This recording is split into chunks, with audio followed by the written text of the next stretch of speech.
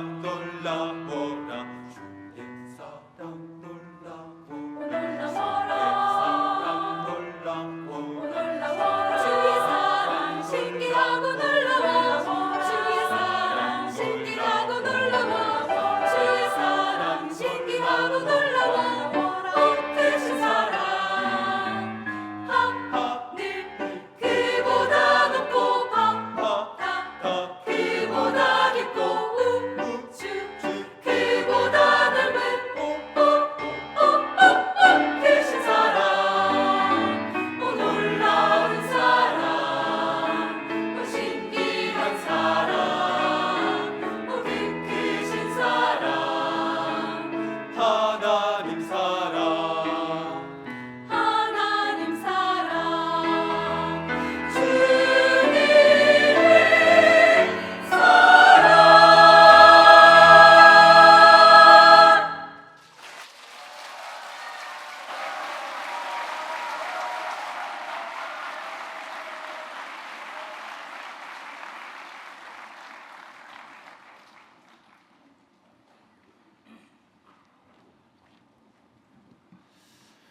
예, 우리 수고해 주신 수성극 합창단에게 큰 박수 부탁드리겠습니다. 네, 감사합니다. 주님의 사랑이 우리 마음의 노래가 돼서 우리 마음의 찬양이 된 걸 생각할 때 주님 앞에 정말 감사드립니다. 오늘 저녁에도 유홍렬 목사님께서 나오셔서 말씀 전하시겠습니다.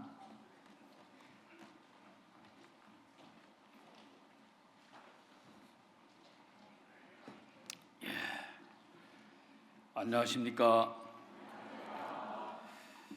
오늘은 창세기 44장을 한번 보겠습니다.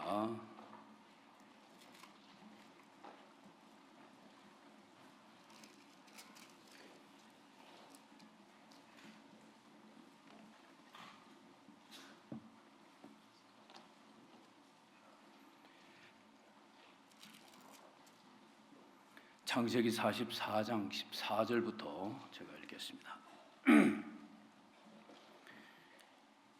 유다와 그 형제들이 요셉의 집에 이르니 요셉이 오히려 그곳에 있는지라 그 앞 땅에 엎드리니 요셉이 그들에게 이르되 너희가 어찌하여 이런 일을 행하였느냐 나 같은 사람이 점 잘 칠 줄을 너희가 알지 못하느냐 유다가 가로되 우리가 내 주께 무슨 말을 하오리이까 무슨 설명을 하오리이까 어떻게 우리의 정직을 나타내리이까 하나님이 정들의 죄악을 적발하셨으니 우리와 이 잔이 발견된 자가 다 내 주의 종이 되겠나이다. 요셉이 가로되 내가 결코 그리하지 아니하리라. 잔이 그 손에서 발견된 자만 나의 종이 되고 너희는 평안히 너희 아버지께로 도로 올라갈 것이니라. 유다가 그에게 가까이 가서 가로되 내 주의 청컨대 종으로 내 주의 귀에 한 말씀을 고하게 하소서. 주의 종에게 노하지 마옵소서. 주는 바로와 같으심이니이다. 이전에 내 주께서 종들에게 물으시되 너희는 아비가 있느냐 아우가 있느냐 하시기에 우리가 내 주께 고하되 우리에게 아비가 있으니 노인이요 또 노년에 그 노년에 얻은 아들 소년이 있으니 그 형은 죽고 그 어미에 끼친 것은 그뿐이므로 그 아비가 그를 사랑하나이다 하였더니 주께서 또 종들에게 이르시되 그를 내게로 데리고 내려와서 나로 그를 목도하게 하라 하시기로 우리가 내 주께 말씀하시기를 그 아이는 아비를 떠나지 못할지니 떠나면 아비가 죽겠나이다. 주께서 또 주의 종들에게 말씀하시되 너희 말째 아우가 너희와 함께 내려오지 아니하면 너희가 다시 내 얼굴을 보지 못하리라 하시기로 우리가 주의 종 우리 아비에게 도로 올라가서 내 주의 말씀을 그에게 고하였나이다. 그 우리 아비가 다시 가서 곡물을 조금 사오라 하시기로 우리가 이르되 우리가 내려갈 수 없나이다. 우리 말째 아우가 함께하면 내려가려니와 말째 아우가 우리와 함께함이 아니면 그 사람의 얼굴을 볼 수 없음이니이다. 주의 종 우리 아비가 우리에게 이르되 너희도 알거니와 내 아내가 내게 두 아들을 낳았으나 하나는 내게서 나간 고로 내가 말하기를 정령 찢겨 죽었다 하고 내가 지금까지 그를 보지 못하거늘 너희가 이도 내게서 취하여 가려 한즉 만일 재해가 그 몸에 미치면 나의 흰머리로 슬피 음부로 내려가게 하리라 하니 아비의 생명과 아이의 생명이 서로 결탁되었거늘 이제 내가 주의 종 우리 아비에게 돌아갈 때에 아이가 우리와 함께하지 아니하면 아비가 아이의 없음을 보고 죽으리니 이같이 되면 종들이 주의 종 우리 아비의 흰머리로 슬피 음부로 내려가게 함이니이다. 주의 종이 내 아비에게 아이를 담보하기를 내가 이를 아버지께로 데리고 돌아오지 아니하면 영영이 아버지께 죄를 지리이다 하여 사오니 청컨대 주의 종으로 아이를 대신하여 있어서 주의 종이 되게 하시고 아이는 형제와 함께 도로 올려 보내소서. 내가 어찌 아이와 함께 하지 아니하고 내 아비에게로 올라갈 수 있으리이까? 두렵건대 제가 내 아비에게 미침을 보리이다. 요셉이 시종하는 자들 앞에서 그 종을 억제하지 못하여 소리질러 모든 사람을 자기에게서 물러가라 하고 그 형제에게 자기를 알리니 때에 그와 함께한 자가 없었더라.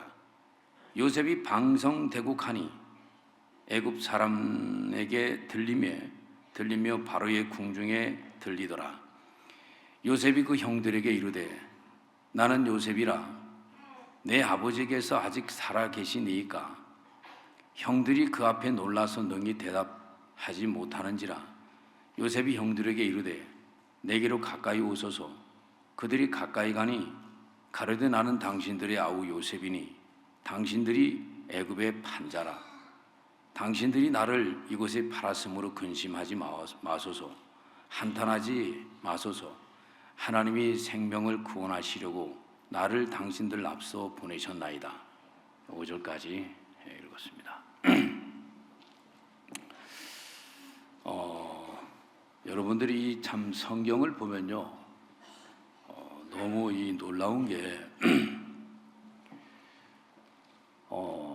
참 이 마음의 세계를 산다는 것이 저에게는 그렇게 익숙한 것이 못 됐습니다. 왜냐하면 제가 이렇게 마음으로 살아본 적이 별로 없어요. 별로 없고 말 수도 없었지만은 어쨌든 부모님에게나 또 직장에서나 결과가 좋으면 되는 거니까 그 많은 말을 해서 내가 뭐 별로 좋지도 않은 거 노출시켜봐야 나만 손해니까 입은 대충 다물이고 그냥 결과로 협언합시다. 이런 마음을 가지고 살았던 것 같아요. 그렇다고 내가 뭐 무슨 뾰족한 능력이 있는 것도 아닌데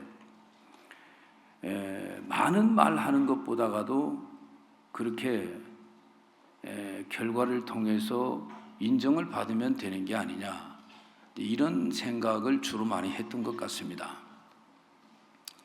그러니까 이 부모님하고도 뭐 마음 소통할 줄도 잘 모르고 또 친구들하고도 이렇게 만나지만은 고향 친구 몇 사람들은 그래도 좀 얘기를 했습니다만은 대부분이 뭐 그렇게 대화를 나누고 이렇게 살아본 것 같지는 않아요.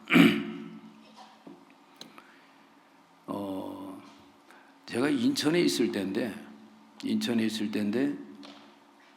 아침에 이렇게 새벽에 일어났어요. 새벽에 일어났는데 내 옆에 웬 여자가 누워 있어요.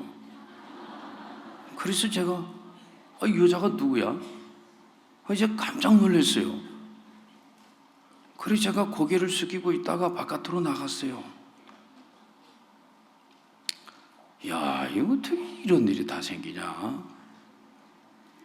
그래서 이제 고민을 하다가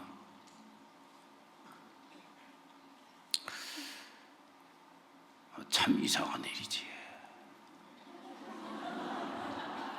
여러분들 지금 뭔 생각하고 있어? 아주 그 웅큼한 생각하고 있구만. 제 아내예요. 제 아내인데 내 마음에 그 생각이 든 거예요. 내 마음에. 그리고 제가 이제 한참 오래 살았는데 왜 내 속에서 이런 생각이 올라왔을까? 이게 이제 너무 희한한 거예요. 왜 내가 아내를 보고 이 여자가 누구야? 이런 생각을 내가 했을까? 이게 이제 나 스스로한테 이상한 놈이 돼버린 거예요, 제가. 그래서 한참 생각을 해보니까 사실 뭐 제 아내도 그렇지만은 별로 뭐 말을 잘 안 해요. 그 승용차 타면은 이내 그냥 딱 기대고 자요. 남편이 워낙 운전을 편안하게 잘해주니까. 예. 그리고 지하철든 말든 그냥 자기는 쿨쿨 자요. 입이나 작아요. 큰 입을 그냥 딱 벌리고. 그럼 나는 졸며 그냥 노래를 부르며 이러고 이제 서울이면 서울, 부산이면 부산 가죠. 그럼 다 왔다고 이제 마님 일어나시오. 그러면 일어나거든요. 집에서도 뭐 별로 뭐 말이 없어요. 빨리 와, 밥 먹어. 이게 고작이고, 안 오면 더 빨리 오라고 소리 한번 지르고. 그래, 이렇게 아내지만은 별로 이렇게 마음의 얘기를 이렇게 하고 살지를 않았다는 생각이 많이 들더라고요. 또 이제 한 번은 이제 아들놈도 그래요. 아들놈도 인천에 있을 때인데 이놈이 저녁마다 어디를 나가요. 그 어디 가냐 했더니 부평을 간대요. 그때 이제 부평에 사역자로 계셨던 분이 제가 마산에 있을 때 그 집 아이들하고 우리 아이들하고 잘 지냈어요. 그래서 아마 거기 놀러 가는가 보다 이렇게 이제 좋게 생각을 했죠. 근데 어느 날 일요일에 내가 그 예배를 보러 나가는데 이 녀석이 소파에 비스름하게 누워있네. 애비가 뭐 버뜩 일어나야 되는데 이 녀석이 애비가 지나가는데도 비스름하게 누워있어요. 그래서 가다가 돌아서 가지고 야 임마 너의 자세가 이 모양이야? 똑바로 못 앉아? 그랬더니 또 느지그리하게 이렇게 또 앉아요. 아, 이놈이 좀 뭐가 좀 불편한 모양이구나. 야, 이 새끼야, 오늘 일요일인데 네 주일학교를 가서 좀 뭐 애들 돕던지, 안 그러면 막 신발장 정리라도 좀 하고 있던지. 너 뭐야 지금 소파에서 비스름하게 애비가 지나가는데도 버리장머리 없이 일어서 봐. 또 느지그리하게 또 일어나요. 애가 안 그랬거든 이 녀석이. 너 오늘 애비한테 한번 맞아볼래? 엎드려 뻗쳐 이 자식아. 그래가지고 이제 빗자루 몽둥이 가져와가지고 한 대를 때렸어요. 때리면 이게 궁글러야 되는데 어쭈? 이놈이 똑 버티네. 그래 한 대를 더 때렸어요. 더 때렸는데 버티더라고. 그래 옛날 내 클 때 생각이 나더라고. 나도 우리 아버지한테 이럴 때가 있었어. 이때는 건드리면 안 돼. 얘가 이제 이 반항, 이 뭔가 이렇게 반항하고 불만이 이제 막 돋을 때 아닙니까? 돋을 때. 그래도 애비 또 이게 또 자존심이 있지. 한 대를 더 때리고 임자식 앞으로 똑바로 안 하면 죽여버릴 거임시 이러고 가긴 갔는데 걱정이 딱 되는 거예요. 이게 그 당시 그 우리 목사님 아들들이 무단 가출을 많이 했거든. 아이고 이 자식도 이거 무단 가출하는 거 아니야 이거. 야 그나저나 이거 참 저 녀석이 저게 아주 불만이 가득 찼는데 저걸 어떻게 이제 때려서 될 나이는 지나버렸구나 이게. 야 이거 어떻게 해야 되나 이걸.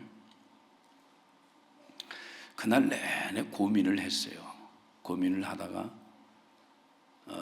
저녁 무렵에 제가 불렀어요. 불러가지고 너가 한번 앉아봐라. 그리고 내가 난생 처음으로 아들한테 마음을 오픈을 한번 시켰어요. 저 아버지도 저 키울 때 뭐 말 한마디 안 했거든요. 그냥 공부 못한다고 두드러 패긴 했지. 그 뭐 아버지는 그냥 무게 잡는 게 아버지더라고. 저도 이제 우리 아버지한테 배운 게 그거니까. 근데 이제 이 아들하고 이렇게 진행을 해서는 안 될 것 같은 마음이 들어서 제가 먼저 이제 마음을 좀 오픈시켜 놓고 안 하던 얘기를 쑥스럽지만 한번 해봤어요. 그랬더니 이 녀석이 아버지가 뭐 못 잡술 걸 잡섰나 오늘 왜 이래? 나를 한번 힐끔 쳐다보고 또 땅을 쳐다보고 힐끔 쳐다보고 땅을 쳐다보고 이러더라고. 그러더니 뭐가 진정성이 좀 느껴졌는가 봐요. 제가 한 30분 얘기했는데 지도 이제 마음의 고민을 얘기하더라고요. 아버지, 저 사실은 저 부평에 갔는데요. 그 성민이네 집에 간 게 아니고요. 그냥 돌아다니다가 왔어요. 왜? 아버지 그 3학년 교실 한번 가봐요. 숨이 탁탁 막혀요. 왜 숨이 막히냐? 산소가 부족하냐?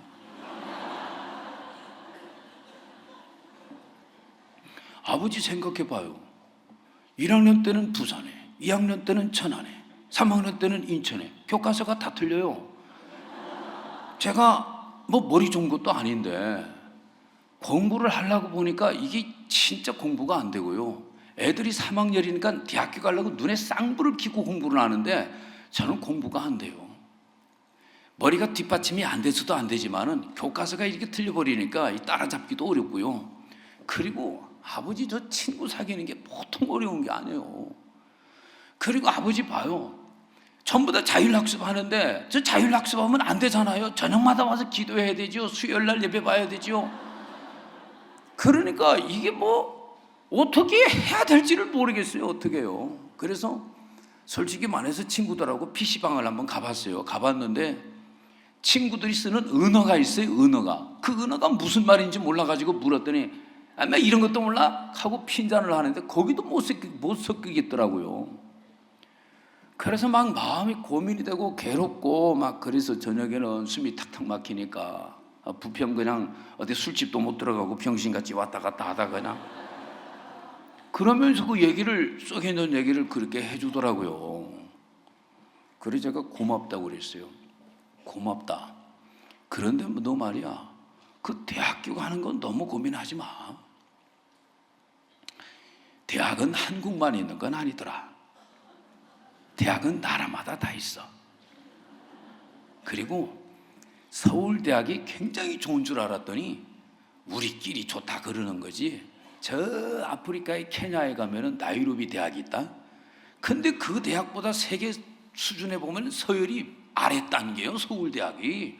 그런데 그 우리나라에서만 그 큰 소리 뻥뻥 치는 거야. 저 안방풍지야. 저 대학도 저거. 걱정하지 마. 아버지 친구가 중국에도 있고 아프리카에도 있고 5만 대 다 있어.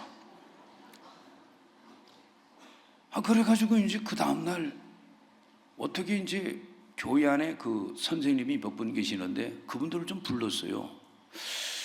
우리 아들이 이런 고민이 있는데 이거 어떻게 좀 해결되는 방법이 없습니까?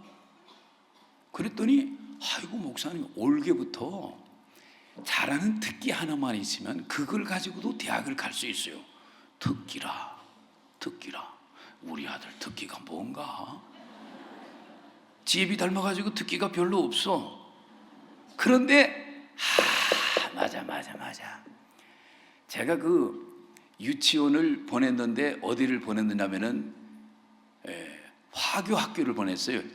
짜이와 이런데 화교 학교를 보냈는데 거기서 얘가 이제 중국말을 좀 배웠거든요. 그래서 중국말을 배웠는데 한문 그렇게 복잡한 것을 잘 쓰더라고요. 지혜비 닮아가지고 잘 쓰더라고요. 그래가지고 제가 이제 그 아이를 중국말을 가르쳤어요.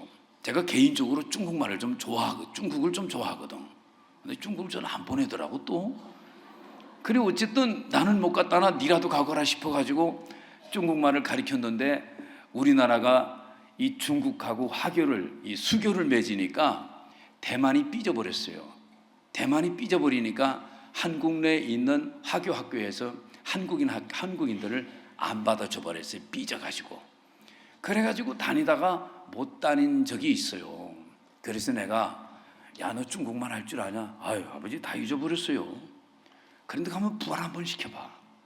너 있잖아 그 학교 공부하지 말고 정규 수업 딱 끝나고 나거든 그대로 와. 그대로 와가지고 어디 학원 한번 다녀봐. 중국 학원 다녀봐. 그래서 중국말 잘하면 그 학교 가는 길이 있다더라.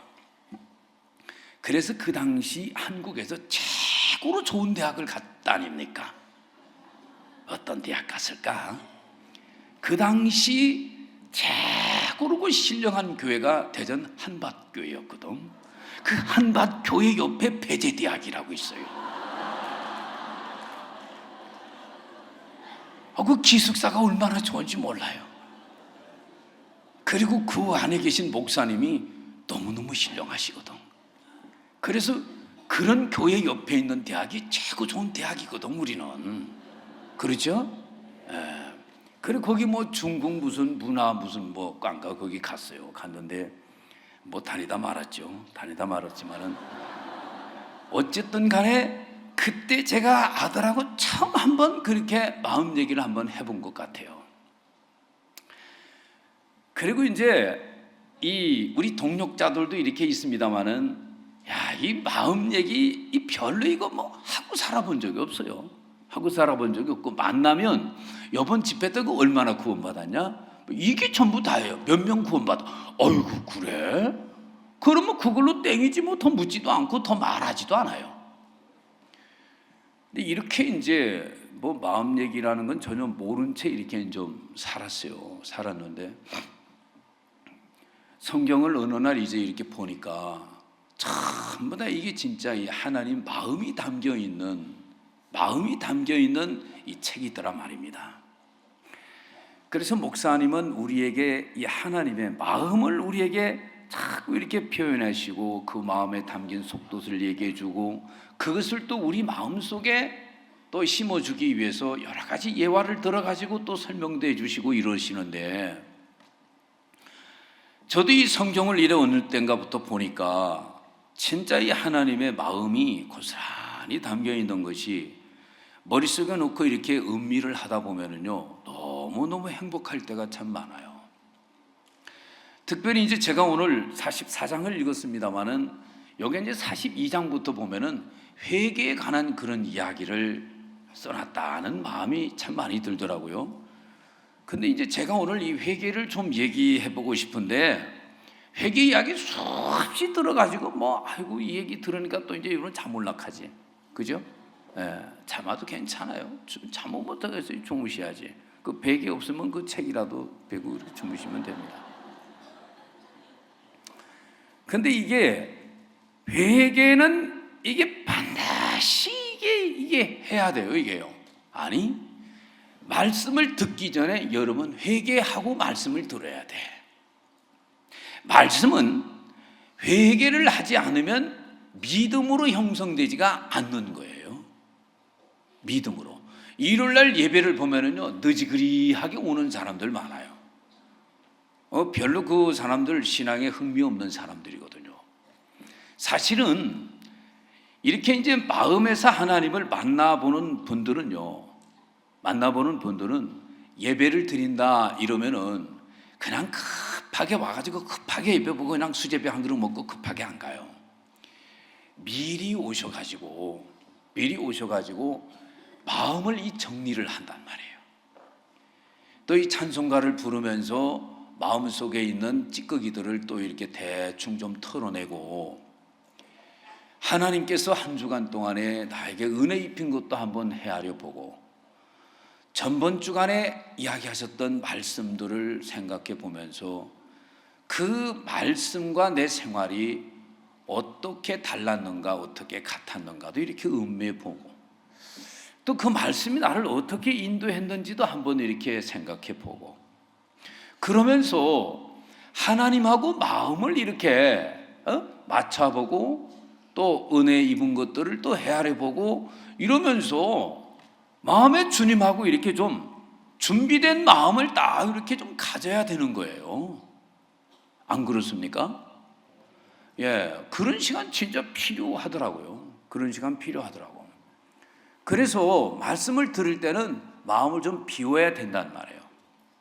그리고 여러분들이 그간에 이제 자신도 모르게 높아졌던 것들, 교만했던 것들, 말 한마디라도 또 이렇게 자기를 세우기 위해서 깝족거렸던 것들, 이런 것들 한번 또 가만히 분석해 보면요, 진짜 인간이 이게 요물단지거든, 이게. 그래서 회개라고 하는 것은 생각을 버리는 것입니다. 생각을 부인하는 거란 말입니다. 그래, 이 생각이 믿는다는 건 굉장히 쉬운 거예요. 그냥 받아들이면 되는 것인데, 속에서 올라오는 생각을 이걸 정리를 못하니까 계속 올라오는 생각이 이 받아들이는 말씀을 무익하게 만드는 이런 일들을 한단 말입니다. 그래서 이 진짜 목사님 회개 그러셨는데 이거 정말 중요한 거구나. 난 구원받을 때 내가 참 세상에 여러 가지 죽음도 만나보고 해서 그냥 복음 듣고 구원을 받고 믿어줬으니까 난 이제 회개한 것이다 라고 그냥 대충 그렇게 살았는데, 목사님이 자꾸 회개를 하라고 그래서 뭘 자꾸 회개를 하라, 나는 회개를 했는데, 이런 생각이 있으니까 그 회개도 잘 안 돼요. 또 내 생각이 나는 회개했는데 이런 생각이 딱 이렇게 이렇게 받치고 있으니까 회개가 또 잘 안 되더라고. 근데 이제 오늘 이 42장부터 이렇게 보면요, 다른 얘기가 아니고 이제 그 요셉이 애굽의 총리가 됐었단 말입니다. 애굽의 총리가 됐고, 또 이제 중동 일대에 많은 분들이 양식을 사러 애굽으로 몰려들었습니다. 그때 가나안 땅에 살고 있었던 야곱의 가족들 중에 아들 10사람이 자루를 들고 양식을 사려고 애굽의 총리댁에 왔습니다. 저를 넓적했는데 보니까, 요셉이 보니까 아이고, 루벤 형님이고 유다 형님이고 시몬 형님이고 레위 형님이고 형님들이 쫙 자기한테 절을 하는 모습을 봤죠. 그리고 아득한 옛날 하나님께서 나에게 형님들의 단이 내 단 앞에 절을 합디다, 이런 꿈 얘기를 했다가 형님한테 된통도 쿠사리를 맞았던 그때 기억을 한 거예요. 그때 하나님이 나한테 이렇게 꿈을 주셨지, 꿈을. 그 꿈을 이렇게 이루어 주셨네. 그 꿈이 오늘 이렇게 이루어지는구나, 이거. 이 로맨 형님, 아이고, 되게 늙었네. 아이고, 저 성질도 더러운 유다 형님도 늙었네, 저기. 거기 이제 형님들이 다 이렇게 엎드려져 있는 것을 보면서, 이 요셉의 마음속에 형님들 안녕하시오, 이렇게 얘기를 해야 되는데, 내 그대들을 보아하니 정탐이로구나. 아니, 무슨 말씀이옵니까? 우리는 그렇지가 않습니다 가면서 이제 가족 얘기를 장황하게 하게 됐어요. 이제 장황하게. 그러면서 그 얘기 끝에 뭐가 나오느냐면은, 그 이제 11번째 아들은 없어졌고 12번째 아들은 집에 있다는 거야. 내가 너놈들한테 정탐이라 하는 것이 바로 그 말이니라. 너희들이 그 12번째 그 아들을 데리고 와라. 그러면 내 너희들 정탐이라 하는 것에 대해서 다시 한번 재고를 해볼 가치가 있다마는, 그렇지 않으면 너희들은 영락없이 정탐이니라. 그러더니 3일 동안 깜빵에다 집어넣어 버린 거예요. 3일. 그 대단하지 않습니까? 3일 동안 깜빵에 들어갔어요. 딱 끄집어 내놔놓고 내가 생각을 해보니까 너희들 집안에 지금 굶고 있는 것 같은데 한 사람만 나한테 볼모로 잡혀. 그리고 나머지는 양식을 가지고 가서 너희들 식구들한테 먹이고, 그리고 다시 나한테 쌀을 사러 올 때는 12번째 아들 그 베냐민이라는 아들을 데리고 오너라. 알겠느냐? 그렇지 않을시는 하고 이제 엄포를 준 거예요. 자, 이때에 르우멘 형님과 유다와 이 사람들이 무슨 얘기를 하느냐면은 지난 날들이 추억이 되는 겁니다. 이 42장에 한번 잠깐 보겠습니다. 42장 21절에 보면 그들이 서로 말하되 우리가 아우의 일로 인하여 범죄하였도다. 그가 우리에게 애걸할 때에 그 마음의 괴로움을 보고도 듣지 아니하였으므로 이 괴로움이 우리에게 임하도다. 이때 르우멘이 말합니다. 그들에게 대답하여 가로되 내가 너희들로 그 아이에게 득죄 범죄입니다. 득죄하지 말라고 하지 아니하였느냐? 그래도 너희가 듣지 아니하였었느니라. 그러므로 그의 핏값을 내게 되었도다 하니 피차간에 통변을 세웠으므로 그들은 요셉이 그 말을 알아들은 줄을 알지 못하였더라. 왜냐하면 요셉이라고 생각을 못했으니까. 그래서 이들은 지금 정탐이라고 내몰리게 되면서, 그리고 시몬이 볼모로 딱 잡히면서 그 옛날에 죄를 졌던 것이 기억이 되는 거예요. 그때 우리가 요셉이 그 애거를 할 때의 그 마음의 괴로움을 보고도 우리가 그를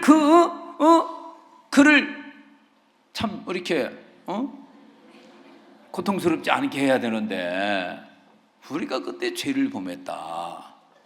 르우멘이 말하기를 내가 그렇게 하지 말라고 했더니 너희들 내 말을 안 들으니까 오늘날 이게 핏값을 내게 되었도다 하면서 자기들의 지난날 죄악을 추억하면서 자기들끼리 막 그래 다투고 있는 것을 요셉이 들었어요, 안 들었어요?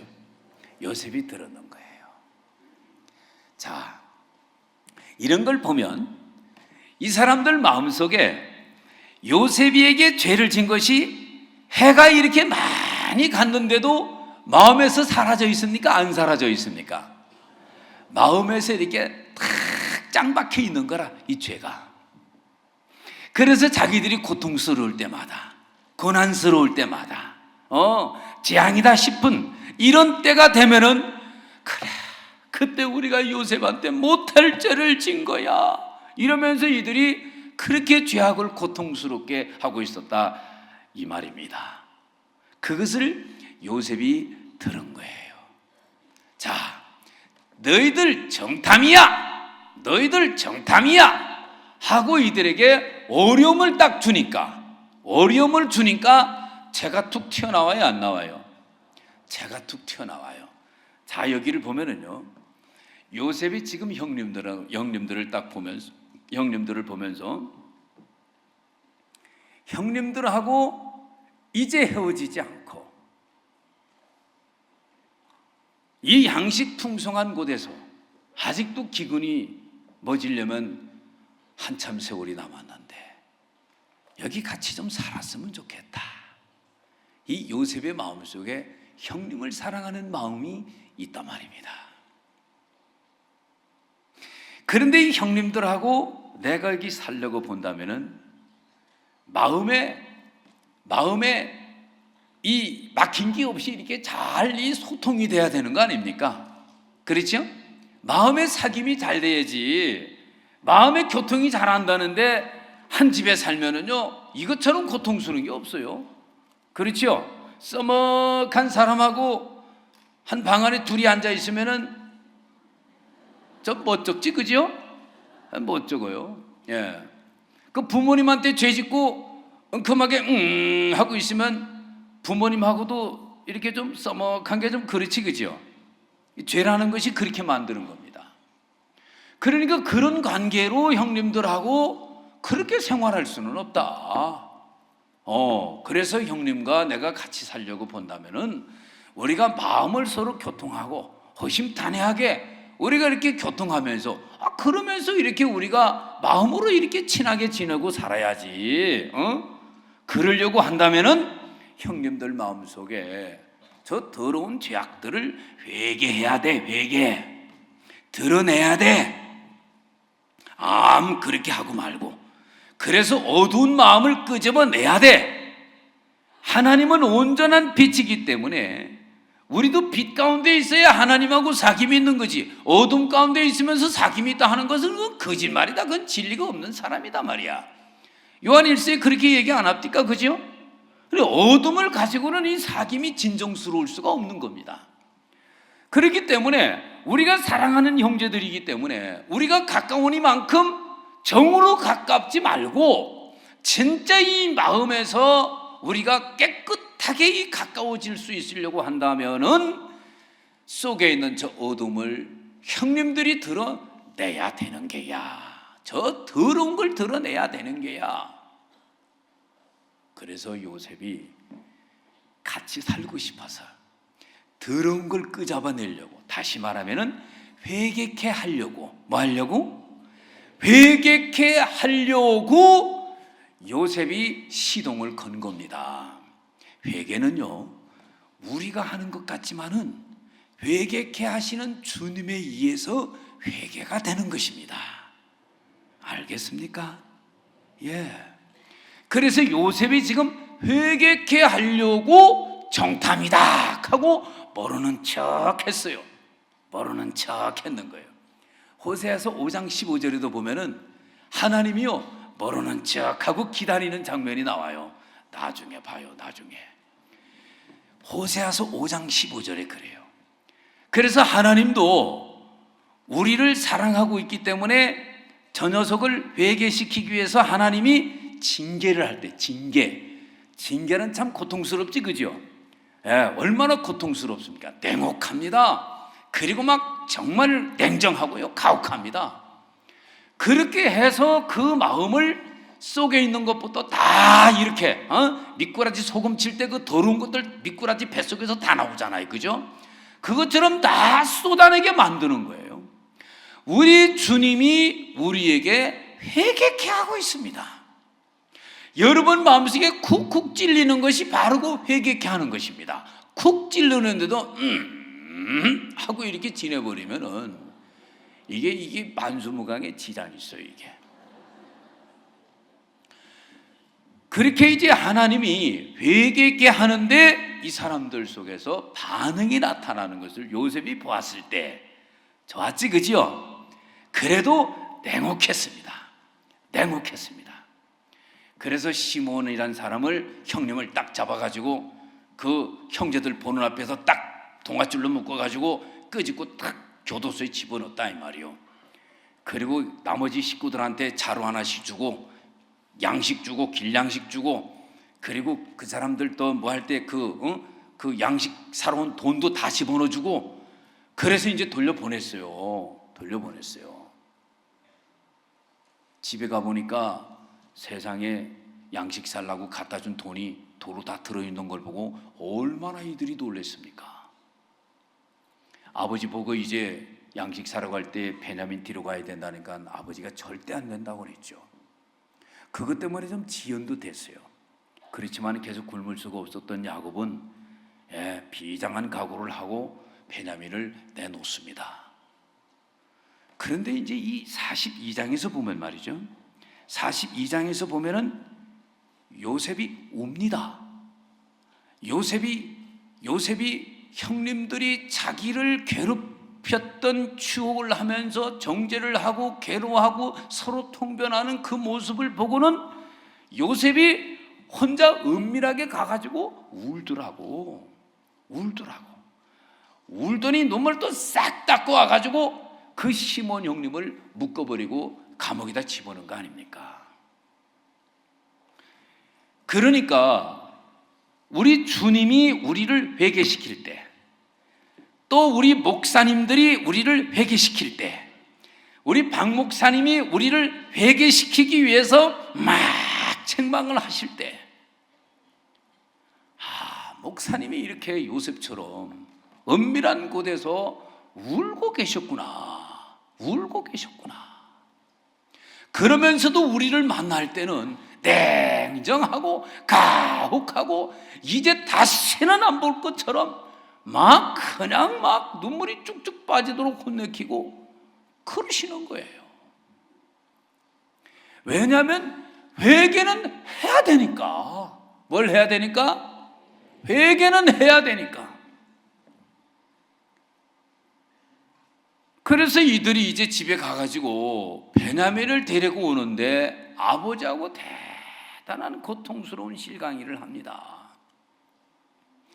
그래서 이제 아버지가 이 참 하늘에 그 비는 안 내려오고 양식은 애굽밖에 없는데 자식들은 70명이나 돼요.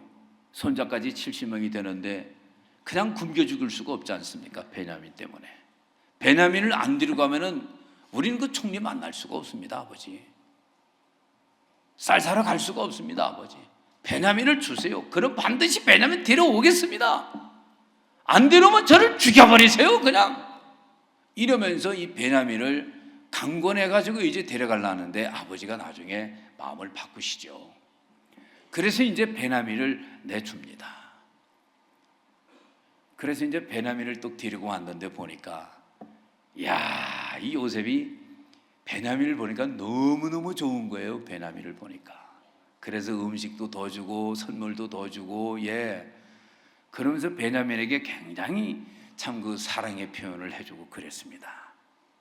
그리고 이제 양식을 또 이제 다시 담아가지고 막 줘요. 거기다가 이제 돈도 넣어주고 이 양식 사러 온 돈도 넣어주고 그리고 거기다가 그 베냐민 자료에다가 은잔도 푹 집어넣었어요. 은잔이 뭐냐면은 총리가 쓰고 있는 전용잔이 있습니다. 전용잔. 그 전용잔이 은잔인데 그 전용잔 은잔을 갖다가 베냐민 그 쌀자루에다가 푹 넣어준 거예요. 그리고 이제 이들은 이제 쌀자루를 이제 메고서 이제 집에 간다고 이제 한참 가고 있는 겁니다. 나기 싫고 한참 가고 있는데 아이 총리의 시종이 막 뛰어오면서 계속 거라 하고 뛰어오는 거예요. 그래 보니까 이 총리 시종이거든. 아니 길을 멈추거라. 저 총리 시종께서 저렇게 뛰어오고 있구나. 그래 들어보니까 너희들 어떻게 이렇게 선을 베푸는데 우리 총리한테 너희들을 이렇게 악하게 대하느냐 이놈들아. 아 이건 무슨 소리입니까요? 우리 총리 같은 분이 점 잘 치는 줄 모르느냐 이놈들아. 왜 우리 총리님의 은잔을 훔쳐갔어? 어이구 아무도 안 훔쳐갔습니다요. 훔쳐갔어. 너놈들 중에 한 놈이 훔쳐갔는 게야. 절대 그런 일이 없습니다. 그런 놈이 있으면 그 놈은 죽여버리십시오. 뒤져보세요. 그리고 뒤져보니까 세상에 베냐민 자루에서 툭 튀어나오는 거예요. 기가 막혀요, 안 기가 막혀요? 그래가지고 이게 입이 10개 입을 열 수가 없는데 너무 기가 막힌 거 이게 베냐민은 반드시 데려가야 되거든. 아버지 얼굴이 그냥 막 뜨면서 다시 총리 집으로 끌려가고 있는데 기가 막힌 거예요. 마음이 얼마나 착잡합니까? 이때 이제 이 요셉하고 유다하고 대화가 나눠집니다. 요셉하고 대화하고 나눠지는 것이 제가 오늘 읽었던 14절부터 있어지는 얘기입니다. 이게 유다와 그 형제들이 요셉의 집에 이르니 요셉이 오히려 그곳에 있는지라 그 앞 땅에 엎드리니 요셉이 그들에게 이르되 너희가 어찌하여 이런 일을 행하였느냐? 나 같은 사람이 점 잘 칠 줄을 너희가 알지 못하였느냐? 자, 이 16절에 보면요, 다 같이 한번 보세요. 유다가 가로되 우리가 내 주께 무슨 말을 하오리까? 무슨 설명을 하오리까? 어떻게 우리의 정직을 나타내리이까? 하나님이 종들의 죄악을 적발하셨으니 우리와 이 잔이 발견된 자가 다 내 주의 종이 되겠나이다. 뭔 얘기 같습니까? 기가 막히다는 겁니다. 한마디로 말을 하고 싶은데 큰 소리 빵 쳤는데 잔이 베냐민 자루에서 나온 것을 부인할 수가 없는 이 마당에 이건 아닌데 어떻게 말을 못 하겠는 거야? 이건 아닌데 어떻게 설명을 못 하겠는 거야? 그리고 상대가 누굽니까? 상대가 애굽이라고 하는 큰 나라에 총리와 버금하는 그런 권세 높은 양반 아닙니까? 그런 양반 앞에 가나안에 있는 농부 나부랭이가 입을 열고 말상대를 한다는 것 자체가 이게 외람된 짓이란 말입니다. 이게 그러니까 이게 할 말은 있는 것 같은데 이게 말을 못 하겠는 거예요. 이게 설명을 어떻게 해드리고 싶은데 설명도 못 하겠는 거예요. 어떻게 우리 마음에 정직한데 이 정직한 걸 어떻게 표현해야 될지를 모르겠다는 거 아닙니까? 우리는 절대 그런 짓을 안 했습니다. 이거 귀신이 곡할 일입니다. 이렇게라도 얘기를 하고 싶은데 너무 위치와 지체가 높으신 양반이라서 이런 말을 감히 그분한테 할 수가 없는 겁니다. 할 수가. 뭔 말인지 심정이 이해됩니까? 그러면서 그 다음 하는 얘기가 이게 요셉의 마음에 감동을 줘버린 겁니다. 무슨 얘기를 했느냐면은 여기 보니까 하나님이 종들의 죄악을 적발하셨으니 이러잖아요. 이들이 쌀 사러 가가지고 죄진 거 없습니다. 그렇죠? 요셉 혼자 정탐이라 하면서 팔딱팔딱 뛰셨지 자기들은 정탐 아니었고, 돈 줬는데 도로 쌀자리에 돈을 넣어준 것은 그분들이 놓은 거지 자기들이 놓은 것도 아니었고, 은잔도 자기들이 놓은 거지 요셉이 베냐민이 넣거나 누가 넣은 게 아니란 말이에요. 그렇지 않습니까? 이들은 아무 죄를 범한 것이 없어요. 아주 정직하게 행동을 했어요. 그런데 이상하게 자꾸 이렇게 죄인으로서 자꾸 드러나는 일들이 발생하게 된 겁니다. 근데 여기서 이 유다가 하는 말이 하나님이 종들의 죄악을 적발했습니다. 하나님의 이 종들의 죄악을 적발했습니다. 이렇게 말한 거예요. 사실은 요셉이를 만나가지고 범죄한 사실은 없습니다. 그러면 하나님이 죄를 적발했다고 하는 유다의 말은 무슨 말입니까?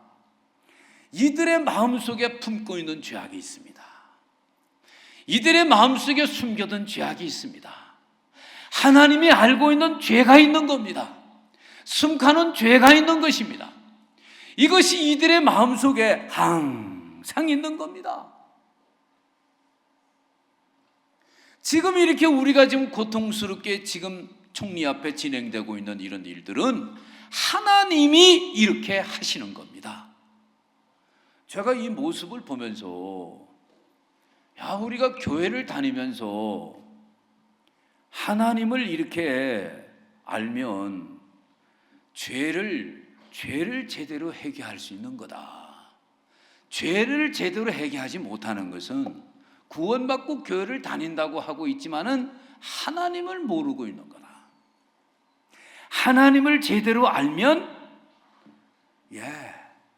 우리 마음속에 아무것도 아닌 한 마디 속에서도 내가 나를 이렇게 세우고 있구나.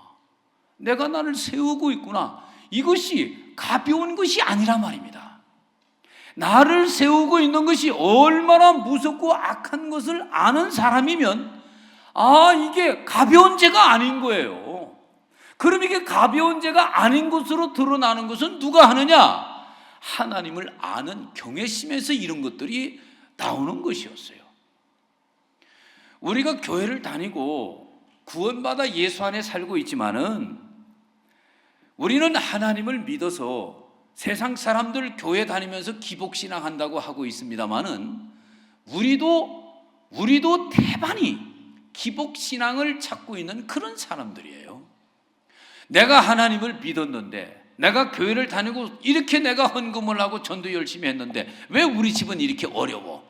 우리 자식은 왜 이렇게 대학을 못 가? 이러면서 마음에 하나님을 향하여 원망 섞인 얘기들을 합니다.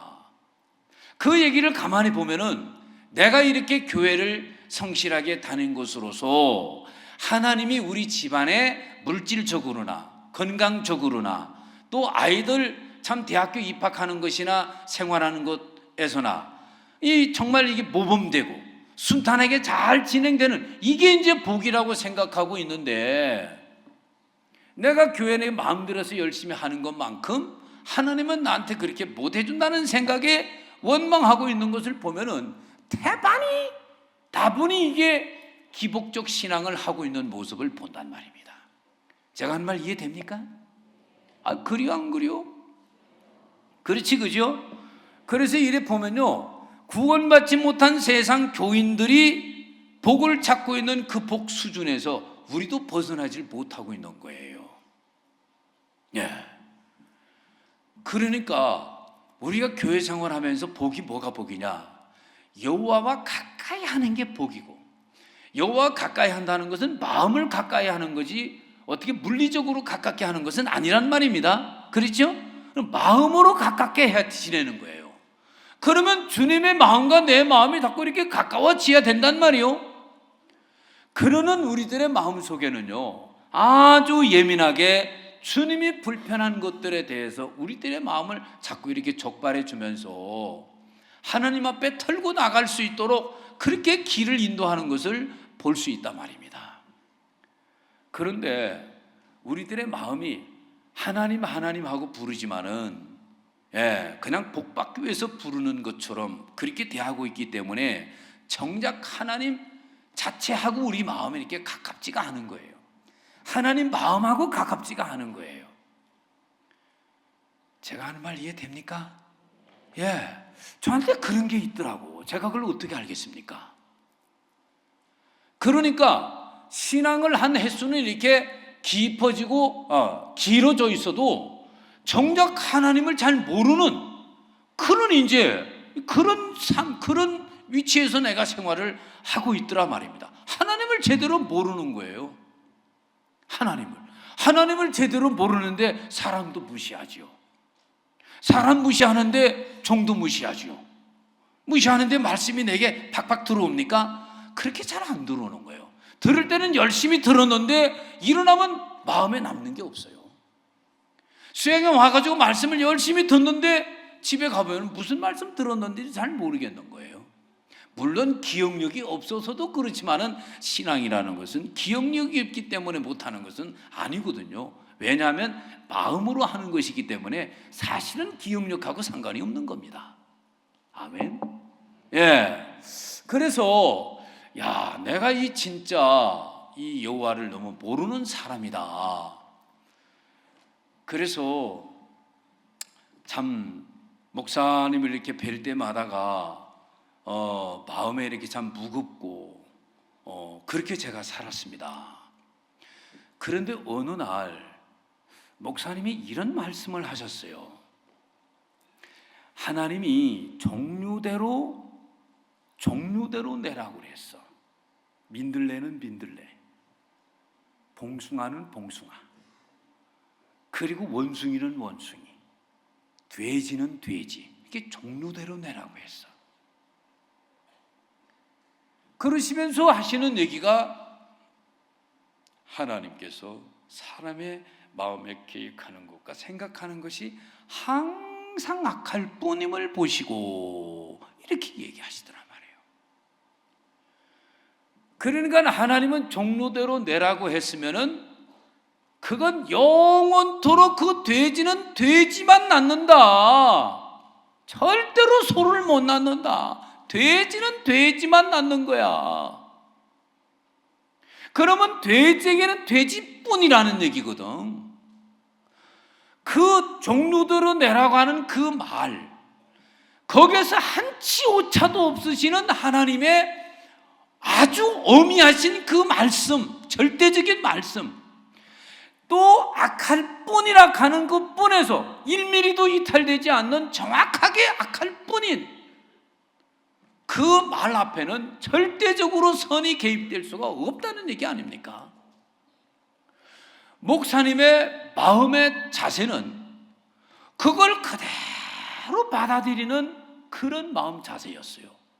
그걸 그대로 받아들이는. 그게 제 마음에 저도 모르게 딱 비춰졌어요. 그리고 저를 한번 봤어요. 저는 그렇지가 않아요. 예를 들어서 그 간증 1000번씩 해, 그 간증 10,000번 해. 그러면은 제 마음에는 그 여러 번 하라는 거야, 여러 번 하라는 거야, 그렇게 알아듣지 10,000번, 10,000번 꼭 하라는 건 아니야. 제가 그렇게 알아듣거든요. 한 번은 우리 김기성 목사님이 한 간증을 또 하고, 한 간증을 또 하고, 한 간증을 또 하고, 벌써 3번, 4번을 하고 있어요. 그래서 내가 나중에 휴식 시간에 어이 김 목사, 그 간증 그거 그만해라. 그거 어제 그제도 하고 어제도 하고 그제도 언제까지 그거 할래? 메뉴 좀 바꿔봐. 그랬더니 김규성 목사님 아니에요, 그 10,000번 해야 돼요. 10,000번 해야 돼요. 그냥 그러고 지나갔는데 내가 엄청 부끄러운 거예요. 나는 아직도 목사님 말씀을 제대로 못 듣는 거예요. 10,000번 그랬지, 여러 번 그렇게 안 했거든. 우리 박옥수 목사님 여러 번이라는 단어도 알거든. 근데 여러 번 그래요. 10,000번 그러셨어요. 근데 저는 여러 번 하라는 거야. 그 꼭 10,000번을 그거 어떻게 하냐? 야, 그건 말도 안 돼. 저는 그렇게 알아듣습니다. 제 귀가 그렇습니다. 근데 목사님은 말씀을 대할 때 그렇게 안 대하시는 거예요. 종류대로 내라 하면 종류대로 해요. 절대 유도리가 없어요. 사실이죠. 그럼 그렇게 알아들어야 되는 거죠. 악할 뿐이라 하면은 선한 게 절대 없는 거죠. 악할 뿐이지요. 근데 저는 대충 듣기 때문에 안 그런 거예요.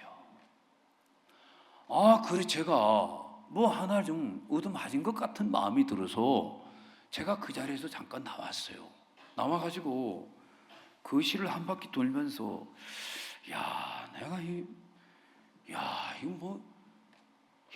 이거 한 번도 내가 저런 마음 자세를 중요하게 생각해 본 적이 없다. 간헐적으로 내가 믿음으로 산 것도 있고 역사를 경험한 것이 이때에서 그걸 가지고 좀 버티기도 해보고 믿음으로 산 거 있으면 삐직삐직 내놓기도 하고 이랬는데, 내 마음의 자세가 이런 자세면 내가 어떻게 하나님의 말씀을 하나님이 봤을 때 믿었다고 말할 게 어디 있냐? 한계가 없다는 마음이 들었어요. 한계가 없다는. 내가 이 하나님의 말씀을 하나도 내가 믿지 못하고 산 사람이라는 것은 마음의 자세가 그렇게 되어 있지 않기 때문에 믿은 사람이 아니라는 답이 나오는 거예요.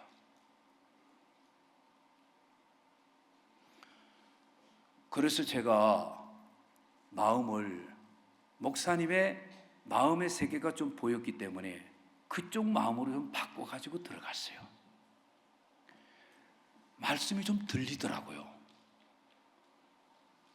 그리고 목사님이 무슨 얘기를 했냐면, 믿음은 100% 믿음이어야 한다. 100% 믿음. 우리가 구원받을 때 100% 예수님의 공로이듯이 믿음도 100% 해야 된다. 항상 100% 해야 된다. 저 그런 말 옛날에도 목사님이 하시면은요, 제 마음이 답답해져요. 어떻게 100%냐? 어떻게 사람이 50도 됐다가 90도 됐다가 기분 좋으면 99도 됐다가 뭐 이렇게 왔다 갔다 하는 거지. 제가 그렇게 생각을 했고, 목사님도 100%라고 얘기를 하면 목사님도 사람인데 뭐 그럴까? 제가 그렇게 생각하는 거예요. 그런 놈이 어떻게 제대로 듣습니까? 제대로 못 듣는데 어떻게 믿음을 갖습니까? 아니 그날은 있잖아요. 아니 세상에 진짜 100% 믿음이네. 100% 믿음이 이렇게 쉬운 건데 왜 이렇게 보여지질 않았을까? 100% 믿으면 너무 당연한 것이었어요. 그리고 100% 믿음은 항상 그런 거예요. 저는 진짜 완전 후루꾸로 예수를 믿었더라고.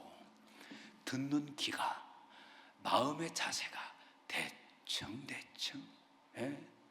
저삼촌 뭐 벌초하듯이 제가 그런 마음의 자세를 가지고 살아요. 요행을 바라는 것도 많고요. 요행을 바라는 것도 무슨 이상한 마음 구조를 갖고 있더라고 제가. 그래 제가 이제 이런 이제 일들을 보면서 이 회개를 시키고 있는 요셉이 끝까지 싸워주는 거예요 지금. 그렇죠? 그런데 유다가 바뀌는 거예요. 이 44장에 보니까 많이 바뀌었어요. 보세요. 하나님이 종들의 죄악을 적발하셨으니 하나님이 적발을 했다. 하나님이 우리 마음속에 죄를 적발했습니다. 우리가 과거에 동생에게 이런 악을 행했는데 어디 우리가 이런 악만 행했습니까? 우리는 정말 악한 인간입니다. 하나님이 적발하는 죄는 마음속 깊숙한 죄까지 다 끄집어내게 한단 말이에요. 그래서 끄집어내는 것을 보고 정직하다 그러는 거예요. 아멘. 예. 그래서 우리가 다 주님의 종이 되겠습니다. 다 내려놨어요, 안 내려놨어요? 마음을요 바닥까지 다 비워버리는 모습을 본단 말이에요. 예. 우리가 다 당신의 종이 되겠습니다. 다 내려놓겠습니다. 가서 양식 갖다 줘야 되는데 그것도 우리가 하려고 하지 않겠다는 거지. 모든 걸 다 내려놓겠다. 베냐민을 데려가지 못하면 가나마나라는 거예요. 그러니 우리가 죽어도 같이 죽겠다는 거예요. 그리고 다 내려놓는 거예요. 이 모습이 너무 보기 좋더라고요. 여러분 안 그렇습니까? 나만 그런가? 예, 요셉이 가로되 내가 결코 그리하지 아니하리라. 잔이 그 손에서 발견된 자만 나의 종이 되고 너희는 평안히 너희 아버지께로 도로 올라갈 것이니라. 그렇지 않아. 베냐민만 남으면 돼. 그런데 이 사람들 베냐민 데리고 가지 않으면 돼요, 안 돼요? 안 돼요. 안 돼요. 베냐민만 나눠놓고 너희들은 가. 이게 또 고통인 겁니다. 그러니까 이것도 지금 다시 한 번 더 누지르는 거예요, 안 누지르는 거예요? 요셉이 계속 압력을 가면서 심리적으로 누지르고 있는 겁니다. 지금 회개케 하고 있는 겁니다. 회개케. 아멘. 예. 유다가 가까이 가서 가로되 내 주여 청컨대 종으로 내 주의 귀에 한 말씀을 구하게 하소서. 주의 종에게 노하지 마옵소서. 주는 바로와 같으심입니다. 이러면서 또 자기 마음을 얘기하는데 보면은 아버지하고 이 베냐민하고 관계, 그리고 베냐민을 어떻게 사랑하고 있는지에 대한 아버지의 마음, 그리고 아버지가 왜 지금 이 베냐민을 이렇게 사랑하는지, 또 아버지 마음속에 요셉이 마음의 한켠에 있는 이런 내용까지 정확하게 유다가 구구절절히 얘기하는데, 내가 요셉이라도 마음에 막 그 격동되는 마음이 일어나게끔 유다가 그렇게 얘기를 아주 진솔하게 해나가요.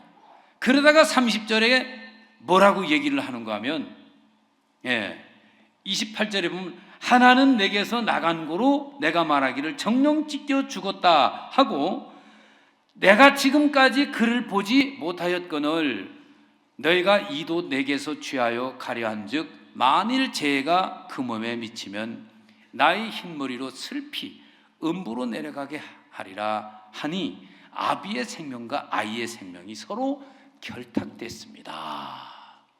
우리 아버지 생명하고 베냐민의 생명은 딱 붙어버렸습니다. 베냐민 죽어버리면 우리 아버지도 죽습니다. 자, 이 얘기를 들었을 때에 요셉의 마음이 눈물이 좀 나올 것 같지 않습니까? 그죠? 저는 제가 이제 이 장면을 이렇게 보면서 야, 이 유다가 아버지 마음을 너무 구체적으로 잘 아는 거예요. 아버지 마음을 자상하게 설명을 해주고 있는 거예요. 자, 그러면 지금 유다가 어떤 사람입니까? 유다는 과거의 일에 보면 절대적으로 이런 사람이 아니었거든요. 절대적으로 이런 사람이 아닙니다. 33절에 보면 청컨대 주의 종으로 아이를 대신하여 있어서 주의 종이 되게 하시고 아이는 형제와 함께 도로 올려 보내소서. 이게 지금 형님 입에서 이런 말이 나온다는 건 있을 수가 없는 거예요. 형님이 과거 자기한테 어떻게 했습니까? 또도로 베고 물 없는 웅덩이에 집어넣고 살려달라고 애걸복걸 했는데 이스마엘 장사꾼한테 팔아버리고, 그때는 정말 냉정하고 잔인했단 말입니다. 무서운 형님이었어요. 인정머리가 한 개도 없는 형님이었어요. 그런데 이 형님이 지금 자기 앞에서 베냐민을 위해서 자기가 종놈 될 테니까 베냐민은 우리 아버지 때문에 돌려보내야 된다 하면서 제발 좀 그렇게 해달라고 하고 있는 이 형님을 보게 됐을 때 형님 마음이 바뀌었어요? 안 바뀌었어요? 완전 바뀌어버린 거예요. 완전 바뀌어버린 거예요. 여러분, 이거는 유다의 스스로 마음에 이렇게 진행되는 게 아닙니다. 여러분, 우리가 회개하려고 아무리 노력한다고 해서 회개가 되는 거 아니거든요. 여러분 교회 안에 있는 목사님들이, 아니면 여러분들에 대해서 관심을 가지고 간섭해 주는 분들이, 아니면 하나님께서 일으키고 있는 사건 사고들이 우리들의 마음을 하나님에게 돌아갈 수 있도록 그렇게 회개케 하는 역사로 그렇게 진행되고 있는 것입니다. 그런데 그거를 밟아버리고 밀어내고 밟아버리고 밀어내는 것은 마치 예루살렘에서 여리고로 내려가고 있는 그 친구에게 강도가 왔는데 강도를 물리치는 거와 같은 거예요. 그게 여러분들에게 간섭하는 어떤 사람이 있다면, 여러분들을 책망하는 목사님이 계신다면, 여러분들 집안이 굉장히 어려움에 닥쳐왔다고 한다면 이걸 그냥 지내쳐 버려야 되는 것이 아니고, 여러분들도 유다처럼 여러분을 구원한 하나님을 한번 생각해 보시라 그 말입니다. 아멘. 야, 이거 하나님이 이러시는 거야. 하나님이 나를 눈동자처럼 지키시는 분인데 이게 어떻게 하나님의 허락하심 없이 이런 일이 생길 수가 있냐? 그래요, 안 그래요? 그래서 여러분들이 하나님을 인정하면서 들어가 보시게 되면 그간에 내가 교회 앞에서나 종 앞에서나 정말 정직하지 못하고 은큼하게 생활했던 곳에서부터 어둡게 생활했던 많은 것들을 기억나게 하면서 내가 왜 이렇게 지저분하게 살았는가, 내가 왜 이렇게 악하게 살았는가, 이런 생각 속에 여러분들의 마음이 들어갑니다. 그러면 한번 들어가 보십시오. 이번에 목사님이 달라스에 가셨는데요, 한 사역자가 그러더라고. 저는 영혼을 사랑하는 것도 없고요, 뭣도 없고요. 그래서 저는 어려운 환경 속에 가보면 거기서 내가 좀 바뀔까, 저는 참 안 됩니다. 그래? 그럼 너 병 한번 걸려보고 싶냐? 그럼 너 네 마누라 암 한번 걸리면 좋겠냐? 아닌데요. 그럼 너 38년 된 병자 되면 좋겠냐? 아닌데요. 너 38년 된 병자가 딱 되면 마음이 떨어질래? 38년 된 병자가 네가 한번 사고를 한번 해봐. 생각을 한번 해봐.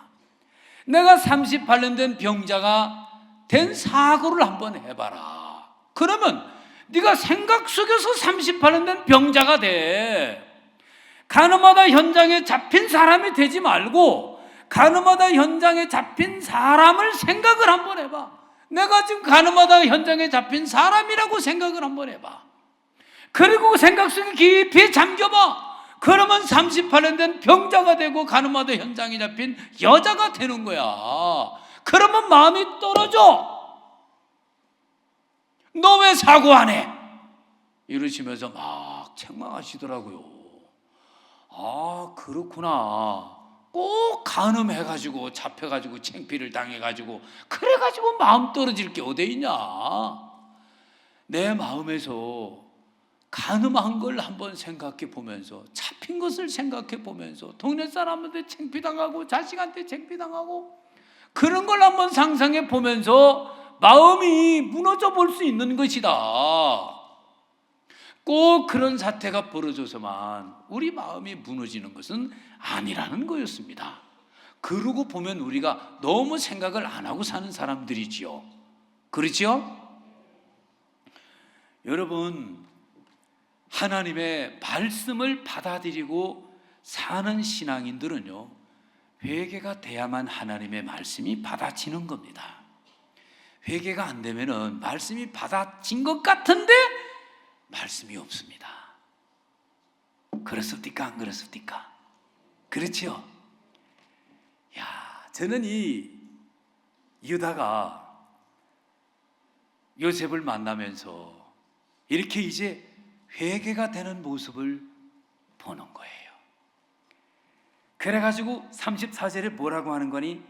내가 어찌 아이와 함께 하지 아니하고 내 아비에게로 올라갈 수 있으리까? 두렵건대 제가 내 아비에게 미침을 보리이다. 내 베냐민을 데려가지 못하게 되면 재앙이 우리 아버지에게 미치는 걸 내가 보게 됩니다. 저는 그렇게 할 수가 없습니다.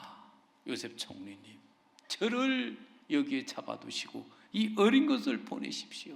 이 어린 것이 무슨 일을 하겠습니까? 제가 힘이 있습니다. 제가 모습 노릇 잘해 주겠습니다. 저를 잡아주세요. 이야, 유다 형님이 이런 사람이 아니거든요. 자기 막 죽이려고 했던 사람인데 루벤 형님이 야야야야, 그래도 동생 아니냐, 그거 죽이지 말아라.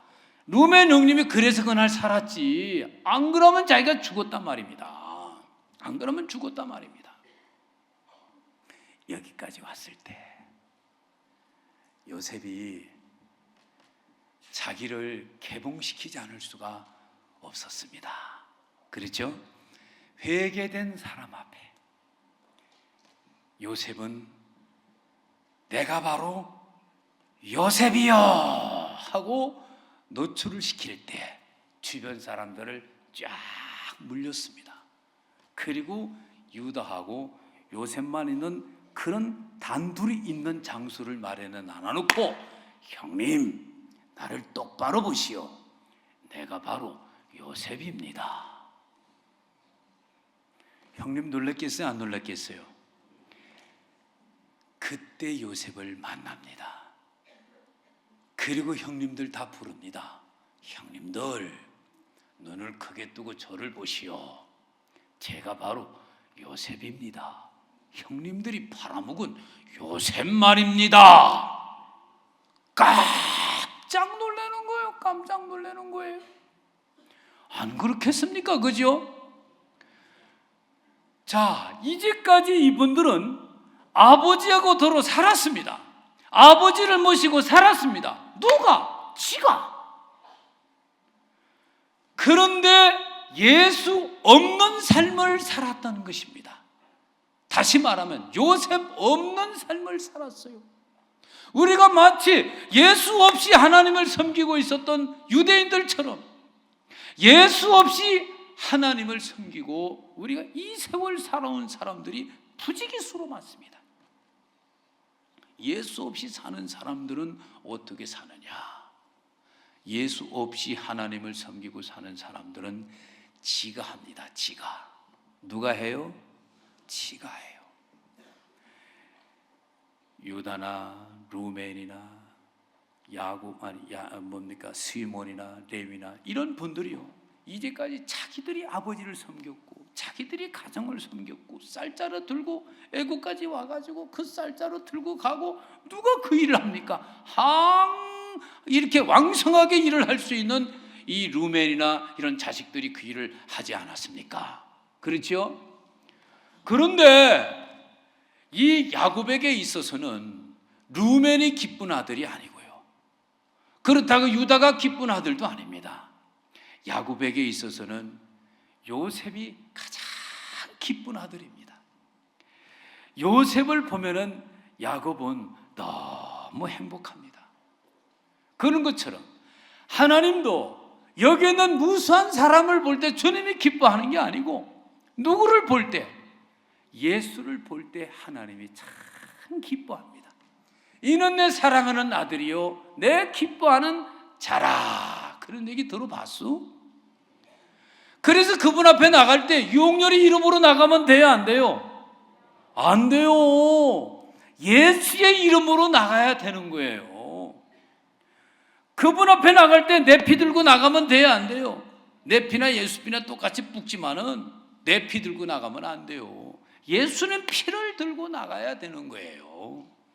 아멘. 이 요셉의 형님들이 아버지를 부지런히 섬기고 있었습니다마는 아버지가 볼 때는 불편해요. 만족이 안 돼요. 뭘 하나를 시켜도 만족이 안 돼요. 쌀 사러 갔다 오라 했더니 베냐민을 데리고 가야 된다, 이런 얘기를 하는 거예요. 이런 주지도 못할 놈들, 이놈들. 베냐민을 왜 데리고 가냐? 왜? 이 아들들은 하는 것마다가 아버지 요셉의 마음에 불편함을 줍니다. 불편함을. 빨리 가서 양식 사와 이놈들아. 아이고 아버지, 베냐민을 안 데려가면 안 됩니다. 뭘 하나를 시키면 아버지 마음에 즐거움을 주지를 못하는 거예요. 그런데 요셉을 만나면서부터는 어떻게 됩니까? 요셉을 만나면서부터는 요셉이 양식을 제공해 주고, 요셉이 멋진 고센 땅도 주고, 요셉이 아버지 모시고 오라 하면서 이 수레를 멋지게 대접을 시키고, 요셉이 아버지를 섬기게 되니까 형님들, 그 많은 형님들이 그렇게 섬겨왔던 섬김보다가 훨씬 비교도 안 될 정도로 아버지가 즐겁고 행복한 거예요. 그래요, 안 그래요? 그렇죠? 그렇습니다. 정말 우리가 교회 안에서 주님을 섬겨도요, 우리가 내가 섬기는 게 있고 예수님이 섬기는 게 있어요. 여러분 마음속에 예수님 없이 하나님을 섬기고 있다는 것은 내가 섬기고 있다는 거예요. 내가 복음을 전하고 내가 교회를 위하고, 이런 사람들은 나중에 보면 내가 정뚝 커져 있어 가지고 대적 노릇을 하게 되는 모습을 보게 되는 것입니다. 그래서 정말 우리가 교회 안에 이렇게 복된 교회 안에 이렇게 있지만은 여러분들이 생각 없이 이렇게 지내다 보면요, 예수의 이름을 부르고 있기 때문에 나는 예수의 이름으로 하나님을 섬기고 있는 것처럼 착각하는 경우들이 많습니다. 그래서 여러분들이 이런 수양회를 와가지고 말씀을 들으면서 자신을 한번 이렇게 되뇌어 보시면 아, 나도 정말 대충 살았구나. 나 세우기를 너무 즐기면서 살았구나. 나 인정받는 것을 그렇게 사모하면서 살았구나. 내가 이렇게 새벽 기도를 나가도 나 인정 안 해주면 내가 그렇게 어렵더라고. 헌금을 했는데 나를 알아주면 그래 참 행복하더라고. 일을 했는데, 인사를 했는데 나를 이렇게 칭찬 한번 해주면은 그날 하루 종일 기분이 좋더라고. 우리들의 마음속에 정말 나라고 하는 사람이 세워져서 교회를 섬기고 있다고 하면 나도 불행이지만 교회도 어렵게 되는 겁니다. 알겠습니까? 그래서 내가 이런 마음으로 사는 것을 이제 끝을 내고 이제 예수 그리스도로 사는 삶으로 나도 옮겨져야 되겠다, 바뀌어져야 되겠다. 아멘. 그래서 여러분 마음속에 옮겨지는 역사가 있게 되기를 바라는 것입니다. 유다는 이날 요셉이 만나주면서 이제 요셉 편으로 마음이 옮겨지게 되고 요셉으로 말미암아 사는 복된 삶을 살았는 것처럼 나나 여러분들도 이런 복된 삶을 살 수 있게 되기를 바라는 것입니다. 기도하겠습니다.